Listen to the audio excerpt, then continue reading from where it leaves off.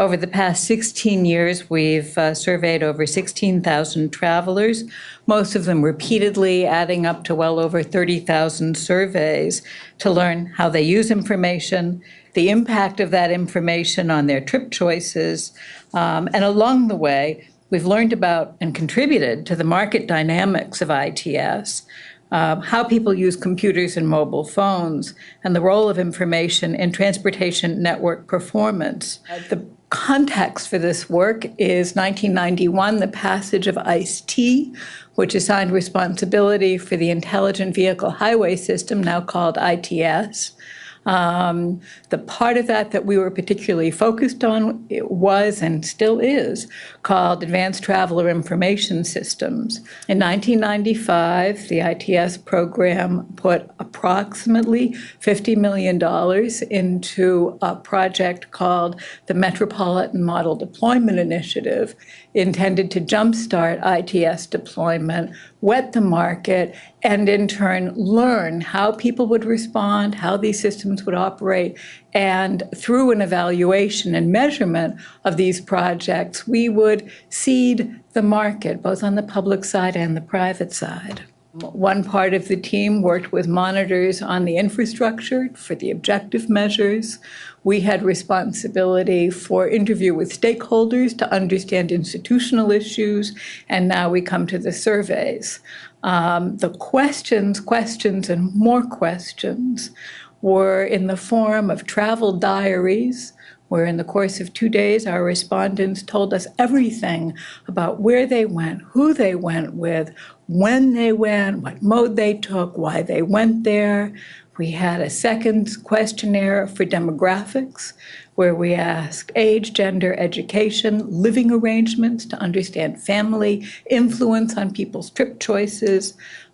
We asked about ownership and use of electronics and communications, fixed and mobile, which when we started in 97 was a good deal sparser than it is today.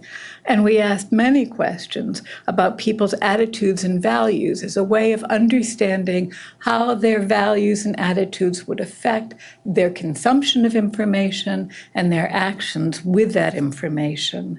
The data provides insight into people's use of telemedia and information.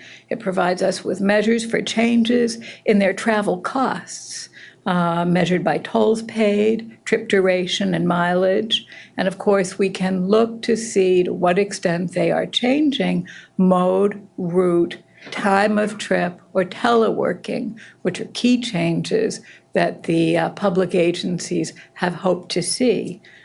One of the key lessons for us has been that context really matters. There were indeed computers, and computers were connected to the internet, but access to the internet was frequently facilitated at a library or at people's workplaces, but not even at everyone's workplace. So when you shift screen to 2011, those 97% of ownership don't take into account that there are 4 or 5 home computers, that the internet access is high speed, that everyone has at least one cell phone themselves, and they're now adding smartphones to their portfolio.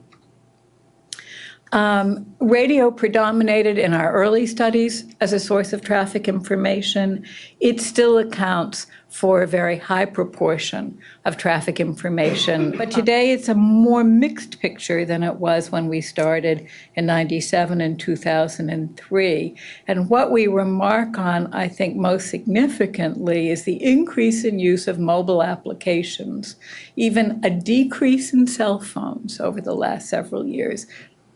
Information quality is very influential in determining whether people use or don't use traffic information. In cities where the traffic information is poor, and we've done comparative analysis, people don't use it. The huge difference is in the quality of transit information, where you can go to a transit information website and be told in detail where to start your trip, how long it's going to take you, where to walk, and get real-time updates. Good traffic and transit information is a good public investment. It improves customer satisfaction, it optimizes trip choices, creates value for drivers and transit users. At what point do we need to begin to mediate, or rather to measure the impact of the travel information and begin to shift our advice to better manage traveler response. And then finally, as in life, so in travel, people with more demanding lives make more use of information to manage their time effectively.